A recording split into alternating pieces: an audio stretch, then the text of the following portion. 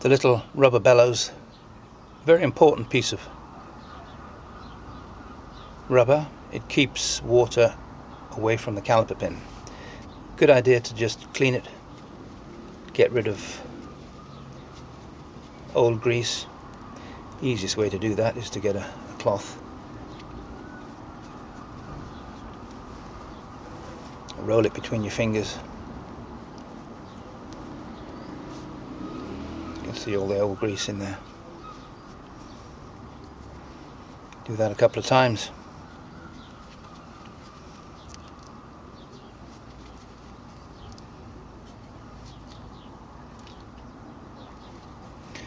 Something to note, people tend to squirt things inside here like WD-40, other petroleum based compounds.